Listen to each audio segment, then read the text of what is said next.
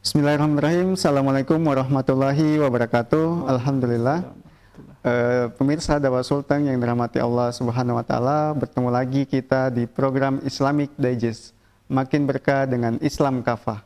Alhamdulillah, pada kesempatan kali ini narasumber kita yaitu Ustadz Zahrudin. Assalamualaikum Ustadz. Waalaikumsalam Masya Allah. warahmatullahi wabarakatuh. Ustadz, pada kesempatan kali ini tema kita yang akan kita bahas yaitu Ramadan tanpa khilafah. Menurut Ustadz, apa bedanya Ramadan kita saat ini dengan Ramadan pada masa Rasulullah dan pada masa salafus soleh? Silakan Ustadz penjelasannya, Ustadz. Baik, bismillahirrahmanirrahim. Assalamualaikum warahmatullahi wabarakatuh. Waalaikumsalam. Alhamdulillahirabbil alamin. Wassalatu wassalamu ala sayyidil mursalin wa ala alihi wa ashabihi ajmain.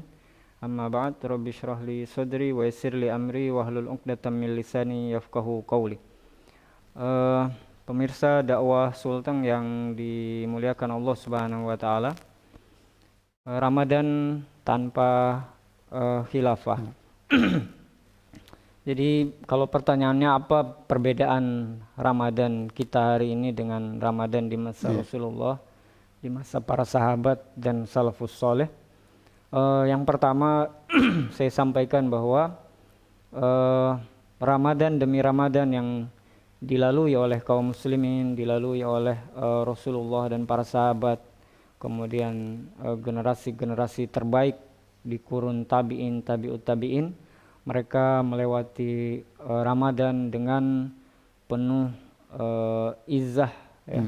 Mereka melewati Ramadan dengan kemuliaan, sehingga relevan ketika mereka keluar dari Ramadan. Misalnya disebut kalau kita sering ketika akan masuk Idul Fitri, kita merayakan kemenangan.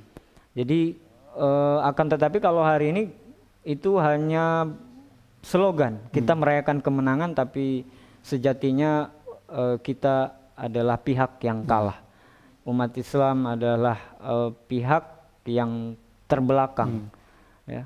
Nah, namun berbeda di masa Nabi SAW dan para sahabat serta kaum muslimin setelahnya, di mana ketika mereka masih memiliki khilafah, ketika mereka masih memiliki junnah di tengah-tengah mereka, maka tidak ada satupun musuh yang berani konfrontasi langsung dengan mereka. Bahkan musuh-musuh mereka dibuat ketar-ketir dengan kekuatan kaum muslimin. Selain disebut dengan Syahrun Mubarak, kita tahu bahwa nama lain dari bulan suci Ramadan juga adalah Syahrul Jihad. Jadi bulan jihad. Karena kita tahu ada banyak peperangan yang terjadi di bulan Ramadan. Salah satunya adalah perang Badar Kubra, di mana 313 orang pasukan kaum muslimin itu berhasil mencerai-beraikan seribuan pasukan kafir Quraisy ketika itu. Nah, maka kaum muslimin melewati Ramadan itu dengan kebahagiaan yang luar biasa. Ini kemenangan yang menentukan posisi daulah Islam di bawah pimpinan Nabi SAW ketika itu, termasuk misalnya penaklukan kota Mekah juga terjadi di bulan suci Ramadan tahun ke-8 Hijriah. Perang Tabuk juga terjadi di bulan Ramadan, termasuk perebutan Al-Quds dari Imperium Romawi di bawah pimpinan seorang jenderal perang, Salahuddin Al-Ayyubi. Kaum muslimin mendapatkan kemenangan yang luar biasa pada perang Ain Jalut yang menjadi titik momentum baik bagi kaum muslimin untuk menaklukkan Al-Quds ketika itu selama hampir 84 atau 86 tahun di bawah kekuasaan Imperium Romawi setelah penaklukan yang pertama yang dilakukan di bawah kepemimpinan Sayyidina Umar Ibn Al-Khattab radhiyallahu an. Jadi kita bisa dari gambaran beberapa fragmen sejarah ini, kita bisa menyimpulkan bagaimana kemuliaan itu diperoleh kaum muslimin ketika bersama mereka masih ada seorang khalifah, bersama mereka di tengah-tengah mereka masih ada khilafah yang disebut oleh Nabi Shallallahu Alaihi Wasallam sebagai junnah. Beliau menjelaskan dalam salah satu hadis, innamal imamu junnah yuqatalu min waraihi wa yuttaqabih. Jadi seorang imam, seorang khalifah itu ibarat perisai, di mana kaum muslimin berperang di belakangnya dan berlindung daripadanya. Ketika kita kehilangan junnah, ketika kita kehilangan perisai ini, maka kita lihat apa yang terjadi di Al-Aqsa, ya, yang kita lihat beberapa hari terakhir ini, itu menegaskan satu hal, bahwa umat ini dalam posisi lemah. 1,6 miliar kaum muslimin itu seolah tidak berarti apa-apa di hadapan musuh-musuh mereka, bahkan Zionis Yahudi yang notabene adalah sebuah negara kecil ya, di tengah kepungan negara-negara Arab, ternyata begitu leluasa untuk mengotori setiap jengkal Baitul Maqdis, kiblat pertama kaum muslimin, tanpa ada perlawanan berarti dari kaum muslimin. Perlawanan itu hanya muncul dari saudara-saudara kita di Palestina. Akan tetapi kita lihat relatif kaum muslimin, pemimpin-pemimpin kaum muslimin di seluruh dunia itu diam. Kalaupun bersuara, bisa kita bilang itu hanya retorika kosong.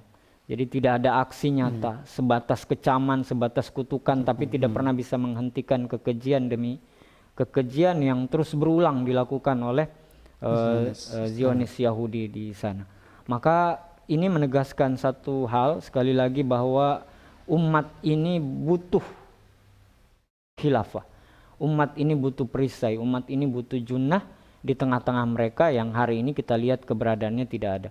Ketika al-khilafah ini tidak ada di tengah kaum muslimin, maka berangsur-angsur mereka turun dari panggung peradaban sampai pada titik di mana kita menjadi kaum yang terjajah. Mungkin secara fisik hari ini kita tidak dijajah. Ya, kalau saudara-saudara kita di Myanmar, di Palestina, di Uighur, mereka masih menghadapi penjajahan secara fisik. Tapi bukan berarti kita yang ada di Indonesia terlepas dari penjajahan. Karena sesungguhnya kita juga sedang mengalami penjajahan gaya baru, imperialisme gaya baru. Jadi lebih berbahayanya penjajahan gaya baru ini adalah kita dijajah tanpa kita menyadari bahwa kita sedang dijajah. Ya, kita dijajah lewat politik, kita dijajah lewat ekonomi, sumber daya alam kita dirampok, sumber hasil-hasil bumi kita dirampas, emas kita dibawa ke luar negeri dan lain sebagainya. Kemudian penjajahan lewat budaya, kita lihat bagaimana generasi muda kita latah dengan berbagai macam budaya dari timur, dari barat yang merusak akhlak dan moral mereka, penjajahan di bidang hukum dan lain sebagainya. Jadi kita mengalami penjajahan multidimensi. Memang kita secara fisik tadi saya bilang tidak dijajah, tapi dari aspek-aspek yang lain kita tidak bisa menafikan bahwa negeri ini belum sepenuhnya bebas dari penjajahan. Maka sekali lagi penting kehadiran khilafah itu di tengah-tengah kita, yang fungsinya sebagaimana karakter yang disampaikan oleh Nabi Shallallahu Alaihi Wasallam, bahwa dia punya karakter sebagaimana sebuah perisai. Jadi membentengi kaum muslimin dari penjajahan, baik penjajahan secara fisik ataupun penjajahan non fisik yang hari ini melanda negeri-negeri kaum muslimin. Makanya wajar kalau kemudian kaum muslimin hari ini terpuruk, kita terbelakang, kita terjajah karena memang kita tidak punya perisai itu bersama kita. Dan inilah bedanya Ramadan kita dengan Ramadan di masa Rasulullah, para sahabat dan salafun saleh. Kita tentu merindukan bagaimana kaum muslimin di masa-masa kejayaan dan kemuliaan mereka melewati hari-hari di bulan Ramadan yang begitu luar biasa. Bahkan kalau saya ingat jadi di masa Khalifah Utsman bin Affan radhiyallahu an, beliau di setiap bulan Ramadan beliau memberikan santunan. Jadi sebagai seorang kepala negara yang memang ditugasi untuk meriayah mengurusi urusan kaum muslimin, beliau melakukan itu dengan sangat luar biasa, sehingga setiap kali masuk bulan suci Ramadan beliau memberikan santunan dari Baitul Mal kepada kaum muslimin sebesar 1 dirham per orang. Jadi 1 dirham ini memang ada sedikit khilaf ya. Jadi ada yang mengatakan bahwa 1 dirham itu setara dengan 60 sampai 70 ribu rupiah. Artinya kalau per hari seseorang itu mendapatkan 60 ribu atau 70 ribu rupiah, bisa kita bayangkan 1 bulan itu dia dapat berapa. Ini keberkahan ketika Junnah itu hadir di tengah-tengah kaum muslimin, ketika Al-Khilafah yang memang tugasnya itu melanjutkan tugas Nabi SAW untuk mengurusi kaum muslimin, sebagaimana dalam hadis riwayat Imam Muslim, kata Nabi SAW, kanat banu Israel tasusuhumul anbiya kullama halaka nabiyun khalafahu nabiyun wa innahu la nabiyya ba'di wa sayakunu khulafa. Jadi kata Nabi SAW, sesungguhnya dahulu Bani Israel itu urusan mereka diurusi oleh para nabi, dan begitu juga kaum muslimin generasi awal urusan mereka diurusi oleh baginda Nabi SAW. Ada yang tidak punya pekerjaan dikasih santunan dari Baitul Mal untuk keluarganya, kemudian dibelikan modal kapak untuk dia bisa bekerja. Beliau mengurusi harta-harta kaum muslimin yang tersimpan di Baitul Mal, menyalurkan kepada orang yang membutuhkan. Beliau mengorganisir pasukan, menjaga teritorial kaum muslimin, menjaga perbatasan-perbatasan kaum muslimin, memastikan kaum muslimin hidup aman, sejahtera dan tentram di bawah daulah Islam. Nah, begitulah karakter seorang pemimpin. Jadi melakukan riayah kepada rakyatnya, termasuk tadi apa yang dilakukan oleh Sayyidina Utsman bin Affan. Akan tetapi hari ini kita lihat, kita melewati hari-hari di bulan suci Ramadan dengan penuh dengan berbagai macam intrik. Jadi ada saudara kita yang mengalami penjajahan secara fisik ya, kita mungkin terjajah secara ekonomi, kebutuhan pokok mahal dan lain sebagainya. Bahkan tidak jarang kaum muslimin itu untuk mendapatkan sesuap nasi saja itu mereka harus bertaruh hidup dan mati luar biasa. Nah, inilah yang membedakan Ramadan kita dengan Ramadan di masa Nabi SAW dan generasi-generasi sesudahnya. Oke. Baik Ustadz, memang sangat jauh berbeda Ramadan kita saat ini dengan Ramadan pada zaman Rasul atau salafus saleh tadi. Nah, kalau kita melihat fenomena atau fakta sekarang Ustadz, ini kan banyak orang biasa kalau sudah masuk bulan Ramadan atau pada saat Ramadan itu sudah rajin untuk sholat, mungkin baca Qur'annya juga rajin, tapi selesai Ramadan itu malas-malasan lagi Ustadz. Itu bagaimana Ustadz melihat fenomena seperti itu Ustadz? Ya, betul. Jadi seolah-olah ada di antara kaum muslimin yang punya persepsi bahwa taat itu hanya pada saat Ramadan. Setelah Ramadan maka mereka dengan seperti tanpa rasa bersalah untuk kembali bermaksiat lagi. Nah, di antara penjajahan yang menimpa kaum muslimin, di antaranya itu adalah penjajahan budaya sakofah. Jadi ada satu yang menjangkiti kaum muslimin hari ini yang disebut dengan sekularisme. Jadi virus ini luar biasa berbahaya. Jadi sebuah paham yang memisahkan antara agama dengan kehidupan. Jadi mungkin ringkasnya, agama itu di masjid. Jadi kalau sudah di luar masjid itu bukan domain agama lagi. Agama itu adalah hanya ketika di bulan Ramadan. Taat itu hanya di bulan Ramadan, di luar bulan suci Ramadan maka tidak apa-apa kembali bermaksiat. Seolah-olah seperti itu. Allah itu hanya melihat di bulan suci Ramadan. Nah, ini juga yang saya kira menjadi PR kita, bagaimana membongkar habis virus ini dari tubuh kaum muslimin, mengeluarkannya dari tubuh kaum muslimin sehingga mereka bisa mendapatkan kembali kemuliaan mereka. Dalam salah satu hadis qudsi Allah Subhanahu wa taala berfirman iza utitu raditu wa iza raditu baraktu.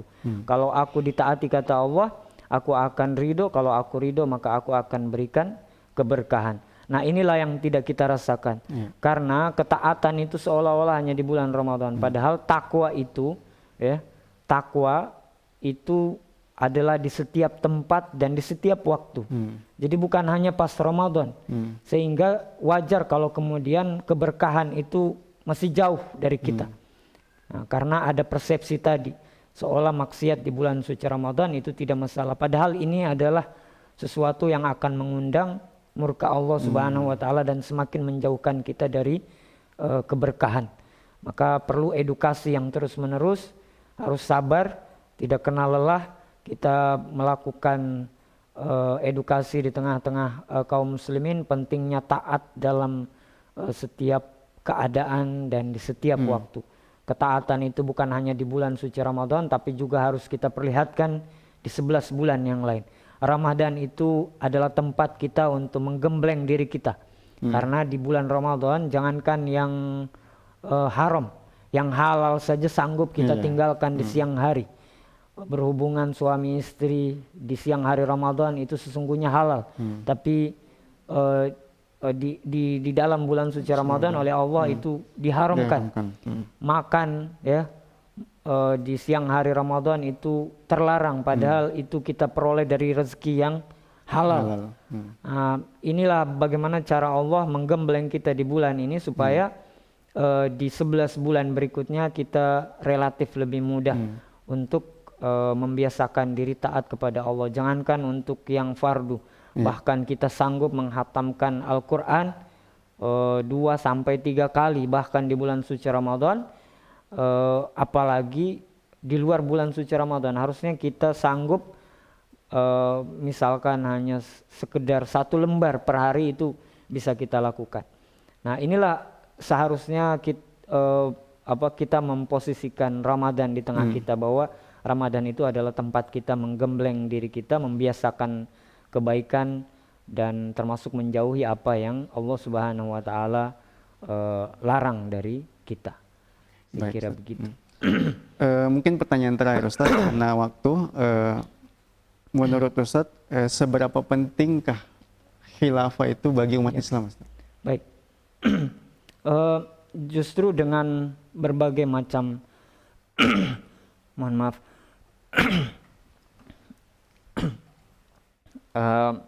justru dengan berbagai macam kerusakan yang kita lihat, krisis multidimensi yang melanda Islam dan kaum muslimin, melanda kaum muslimin hari ini, semakin menegaskan satu hal, bahwa kita sangat penting dan mendesak umat ini memiliki junnah atau perisai tadi, atau memiliki khilafah di tengah-tengah mereka. Satu firman Allah Subhanahu wa taala di dalam Al-Qur'an, Allah Subhanahu wa taala berfirman, a'udzubillahi minasyaitonirrajim, zaharul fasadu fil barri wal bahri bima kasabat aydin nas liyuziqahum ba'dallazi amilu la'allahum yarji'un. Jadi Allah Subhanahu wa taala menggambarkan dalam ayat ini, saya kira masyhur terjemahannya, saya tidak perlu mengulangi terjemahannya, tapi ada 2 pesan penting dalam ayat ini. Yang pertama, bahwa sumber dari segala macam fasad itu adalah kemaksiatan. Bima kasabat aydin nas, yakni bimaksiatin nas. Jadi sumber dari malapetaka, penjajahan, krisis multidimensi itu adalah maksiat. Maksiat itu apa? Meninggalkan yang wajib, mengerjakan yang haram. Jadi maksiat itu kebalikan dari takwa. Kalau takwa itu adalah fi'lul wajibat wa tarkul muharramat. Nah, maksiat ini adalah sebaliknya. Apa yang diperintahkan, apa yang diwajibkan tidak dilaksanakan, yang diharamkan justru dikerjakan. Nah, ini sumber fasad itu, maksiat. Kemudian yang kedua, solusinya bagaimana? Ketika kerusakan sudah tersebar, apa yang harus kita lakukan? Kata Allah Subhanahu wa taala, la'allahum yarji'un. Jadi solusinya itu adalah kembali kepada Allah, kembali kepada syariat Allah, menetapi takwa itu. Takwa yang 1 bulan ini kita gembleng. Jadi bagaimana kita diajari, bagaimana kita dilatih untuk mengerjakan yang wajib dan meninggalkan yang Allah Subhanahu wa taala haramkan. Hanya dengan ini maka berbagai macam krisis kerusakan ini akan menjauh dari kaum muslimin dan berganti dengan keberkahan. Iza uti'tu raditu wa iza raditu baraktu. Kalau Allah ditaati maka Allah akan ridho kepada kita, dan kalau Allah sudah ridho maka Allah akan bukakan keberkahan. Walau anna ahlal qura amanu wattaqau lafatahna alaihim barakatim minas sama'i wal ard. Jadi kalau sekiranya penduduk negeri-negeri itu beriman dan bertakwa, kita kembali ke definisi takwa, fi'lul wajibat wa tarkul muharramat. Jadi hari ini misalnya karena virus sekularisme, kaum muslimin hanya ridho kalau disuruh puasa. Jadi ya ayyuhallazina amanu kutiba alaikumusiyam. Mereka serentak berpuasa. Walaupun banyak juga yang tidak berpuasa. Tapi ya kita sebutlah kebanyakan kaum muslimin siap untuk berpuasa di bulan Ramadan karena mereka tahu betul itu adalah kewajiban, konsekuensi logis dari keimanan. Akan tetapi ketika kita sampaikan ayat yang lain, misalnya ya ayyuhallazina amanu kutiba alaikumul qisas, maka urusannya bisa lain. Jadi tidak semua yang berpuasa itu akan sepakat bahwa kita wajib untuk melaksanakan hukum qisas. Mungkin sebagian akan mengatakan dengan perkataan bahwa itu tidak berlaku untuk kita. Jadi itu ketinggalan zaman, itu terlalu kejam dan lain sebagainya. Padahal redaksinya sama, ya ayyuhallazina amanu kutiba. Hanya bedanya satunya siam, satunya qisas. Dan muaranya juga takwa. La'allakum tattaqun walakum fil qisasi hayatun ya ulil albab la'allakum tattaqun. Bahwa di dalam hukum qisas itu ada jaminan kehidupan, la'allakum tattaqun, supaya kalian bertakwa. Nah, inilah esensi dari takwa itu, mengerjakan yang diwajibkan dan meninggalkan semua apa yang dilarang. Nah, syariat Islam ini tidak mungkin tegak secara totalitas, secara keseluruhan, secara kafah, kecuali kaum muslimin punya apa yang disebut dengan khilafah. Jadi karena khilafah itu adalah institusi yang memang didesain untuk menerapkan syariat Islam. Jadi dia berbeda dengan demokrasi, berbeda dengan kerajaan. Kalau demokrasi dia menempatkan kedaulatan di tangan rakyat, yang menetapkan baik buruk, terpuji tercela, membuat undang-undang, siapa yang dipenjara, siapa yang bebas, itu yang menetapkan adalah manusia. Sementara kerajaan yang berdaulat juga sama manusia. Hanya saja kalau dalam demokrasi yang berdaulat itu berarti legislatif. Mereka lah yang punya wewenang untuk membuat undang-undang. Ya. Kalau di sistem monarki atau kerajaan, maka yang berdaulat itu adalah raja, yang menetapkan baik buruk, terpuji tercela. Apakah kita boleh buka hiburan malam di Arab Saudi atau tidak, itu terserah raja. Kalau ada yang berani protes, maka dia harus siap masuk penjara. Itulah yang kita saksikan. Ada seorang ulama yang kemudian mengkritik kebijakan pemerintah Saudi, maka dia kemudian dijebloskan ke dalam penjara. Sementara di dalam Al-Khilafah, kedaulatan itu adalah milik syariah. Jadi yang menetapkan baik buruk, terpuji tercela itu adalah Allah Subhanahu wa taala, Al-Qur'an dan As-Sunnah yang jadi pedoman. Sumber hukumnya adalah Al-Qur'an, As-Sunnah. Siapa yang ada di dalam penjara, siapa yang harus dibebaskan, itu semuanya harus merujuk kepada Al-Qur'an dan Sunnah Nabi sallallahu alaihi wasallam sebagai sumber hukum. Nah, jadi sekali lagi kita tidak mungkin bisa berislam secara kafah kecuali kita punya apa yang disebut dengan al-khilafah. Nah, inilah yang saya kira juga harus jadi fokus utama kaum muslimin, sebagaimana para sahabat radhiyallahu anhum lebih menyibukkan diri untuk mencari pengganti Nabi sallallahu alaihi wasallam ketika beliau wafat ketimbang memakamkan jenazah Rasulullah. Jadi mereka sampai menunda pemakaman Nabi Shallallahu Alaihi Wasallam 3 hari 2 malam sampai terpilih Sayyidina Abu Bakar As-Siddiq, baru kemudian jenazah Rasulullah dimakamkan. Padahal kita tahu memakamkan jenazah itu hukumnya harusnya dipercepat, sesuatu yang harus disegerakan. Apalagi jenazah Rasulullah, jenazah yang paling mulia. Akan tetapi para sahabat lebih mendahulukan untuk memilih pemimpin, memilih seorang khalifah di antara mereka daripada memakamkan jenazah Rasulullah. Makanya para ulama menyebut kewajiban mengangkat seorang khalifah, ya, itu adalah sebuah perkara yang sangat agung, disebut sebagai ahamul wajibat, kewajiban yang paling agung atau tajul furud, mahkota kewajiban. Nah, jadi sekali lagi ini seharusnya menjadi fokus kita, karena ini adalah masalah hidup matinya kaum muslimin. Apa yang menimpa saudara-saudara kita di Palestina ini menjadi bukti yang terang benderang di hadapan kita bahwa umat ini butuh khilafah. Saya kira demikian, karena memang waktu kita terbatas. Jadi ini yang bisa saya sampaikan. Allahu a'lam bishawab. Baik Ustaz, syukran Ustaz.